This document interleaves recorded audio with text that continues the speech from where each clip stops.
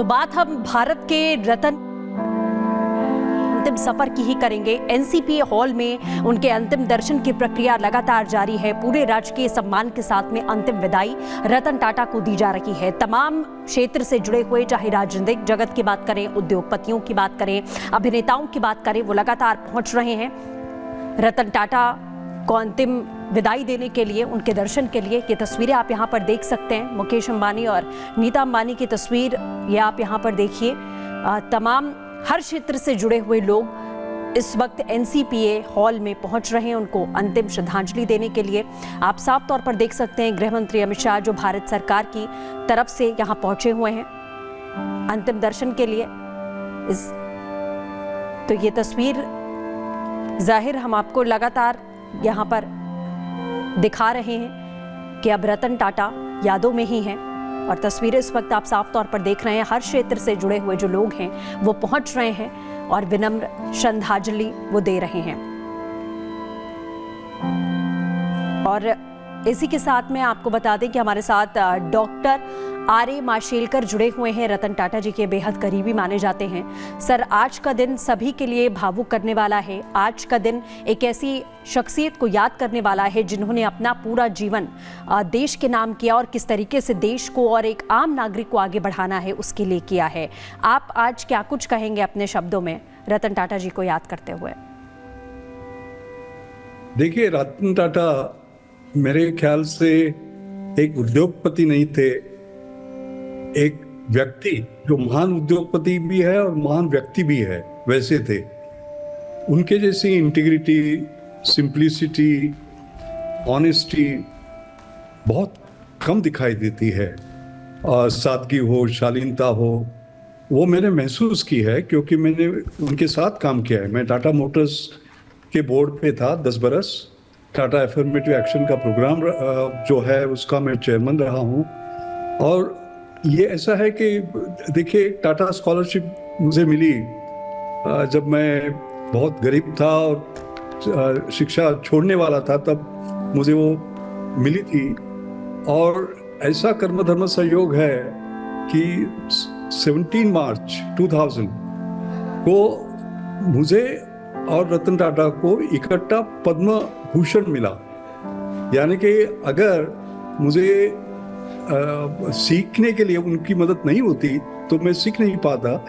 और देखिए, के.आर. नारायणन जो टाटा स्कॉलर थे, उन्होंने हमें पद्म भूषण दिया दोनों को। तो इसका मतलब ये है कि जैसे उन्होंने एक माशेलकर बनाया है टाटा, जो उनकी जो लेगेसी है, वैसे अनेक माशेलकर उन्होंने बनाई है। उसको मैंने बहुत नजदीक से देखा है। दूसरा मैं कहूँगा कि वो बड़े big thinking, simple living but big thinking, ऐसा था उनके। मुझे अभी तक याद है जब कैम्ब्रिज यूनिवर्सिटी में मेरा एक जज बिजनेस स्कूल का लेक्चर था और उसके बाद में शाम को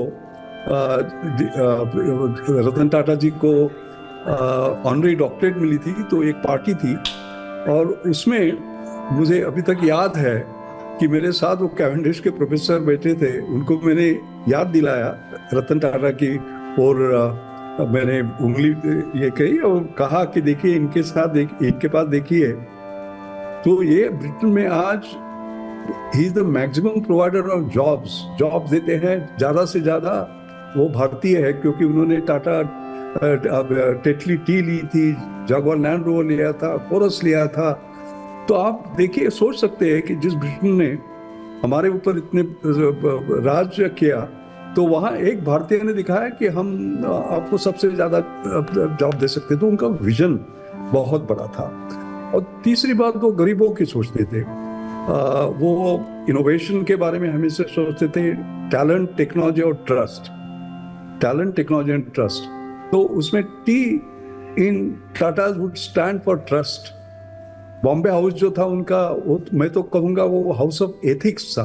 तो ये बहुत मूल्य जो है ना, उनके मूल्य मैंने देखा बोर्ड मीटिंग में वो प्रॉफिट से ज्यादा पर्पस की हमेशा बात करते थे। जो बिग विजन जो उनका था उसके बारे में वो हमेशा बात करते थे। तो इंडिका जब बनाई, इंडियन कार, तो मुझे याद है कि पहली अपनी इंडिजिनस कार उन्होंने बनाई क्योंकि उनको केवल आत्मनिर्भर भारत नहीं बनाना था, आत्मनिर्भर भारत विद आत्मविश्वास।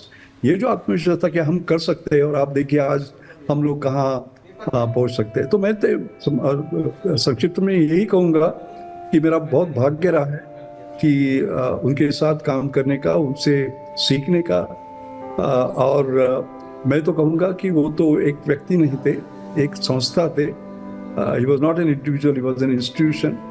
व्यक्ति जाते हैं लेकिन संस्था रहती है, तो ये बड़ी संस्था जो है, उनकी लेगेसी जो है वो चलती रहेगी। वो तो टाइमलेस इंस्पिरेटर थी, अखंड प्रेरणा, और ये प्रेरणा कई सालों तक, कई शताब्दी तक मेरे ख्याल में चलती रही।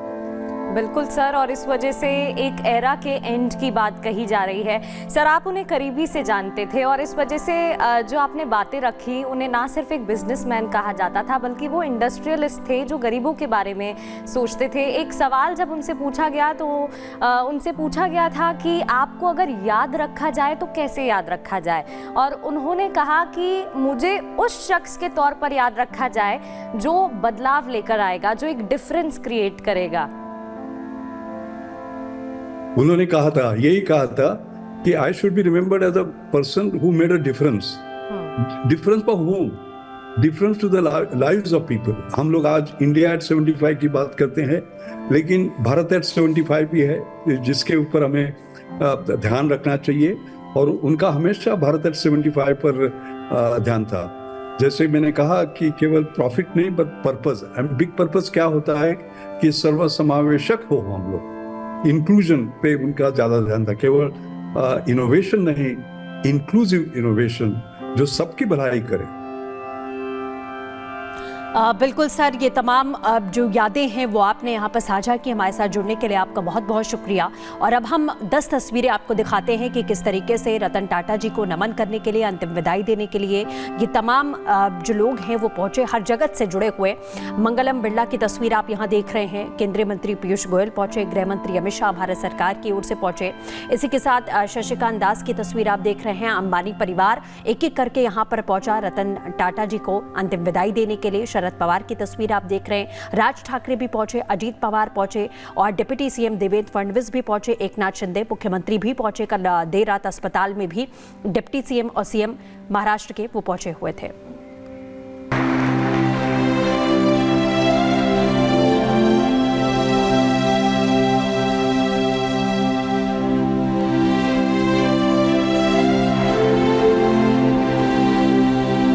रतन और टाटा, एक नाम और एक ब्रांड, लेकिन दोनों का रिश्ता ऐसा कि दोनों की पहचान एक दूसरे में खो गई। लोग ना रतन के बिना टाटा को जानते हैं और ना टाटा के बिना रतन को। लेकिन आपको जानकर हैरानी होगी, रतन टाटा असल टाटा परिवार के सदस्य नहीं थे। भाग्य का खेल कहें या कुछ और, लेकिन रतन ही टाटा परिवार के असल उत्तराधिकारी बन गए। रतन टाटा के पिता का नाम नवल टाटा था, जो टाटा परिवार में गोद लिए गए थे। नवल का जन्म एक सामान्य पारसी परिवार में हुआ था, लेकिन उनका टाटा परिवार से कोई रिश्ता नहीं था। नवल जब 4 साल के थे तभी उनके पिता का देहांत हो गया था। गरीबी की वजह से उनका दाखिला नवसारी के एक पारसी अनाथालय में करवा दिया गया, जहां उनकी पढ़ाई लिखाई हो रही थी। एक गरीब अनाथ बच्चे नवल की किस्मत ने यहीं से बदलना शुरू कर दिया। दरअसल जिस पारसी अनाथालय में नवल भर्ती थे, वहां की कर्ता धर्ताओं में एक थी नवाजबाई टाटा। नवाजबाई जमशेद जी टाटा की छोटी बहू थी और उनके पति का नाम भी रतन टाटा था। अनाथालय में नवाजबाई नवल से इतनी प्रभावित हुई कि उन्होंने उस 13 साल के बच्चे को गोद लेने का फैसला किया। यहीं से नवल उस टाटा परिवार से जुड़ गए जिनकी पहचान भारत के उद्योगों के पितामह के रूप में होती थी। इन्हीं नवल टाटा के बेटे थे रतन टाटा, यानी रतन उस JRD परिवार के गोद लिए उस बच्चे के बेटे थे जिन्हें टाटा परिवार ने अपना हिस्सा बना लिया था। बाद में इन्हीं नवल के बेटे रतन मेहनत और काबिलियत से टाटा नाम का पर्याय बन गए। खास बात यह है कि रतन की परवरिश भी उन्हीं नवाजबाई टाटा की देखरेख में हुई, जिन्होंने उनके पिता को गोद लिया था। नवाजबाई को रतन दादी कहते थे। रतन रिश्ते में अपने चाचा और ग्रुप के कर्ता धर्ता JRD टाटा के बेहद करीब थे। JRD ही उन्हें टाटा ग्रुप में लाए थे। JRD के कहने पर ही साल 1962 में रतन ने टाटा कंपनी में नौकरी की शुरुआत की। शुरुआती दिनों में रतन जमशेदपुर की टाटा स्टील की फैक्ट्री में काम करते थे, जिसकी कमान JRD के हाथ में थी। अपनी काबिलियत मेहनत और दूरदर्शिता के बल पर रतन ने साल 1991 में टाटा ग्रुप के चेयरमैन का पद संभाला। करीब 2 दशक तक इस पद पर रहने के बाद उन्होंने साल 2012 में रिटायरमेंट ले लिया। हालांकि उसके बाद भी वो टाटा ग्रुप की होल्डिंग कंपनी टाटा सन्स के मानद अध्यक्ष बने रहे। Bureau report, Republic Bharat.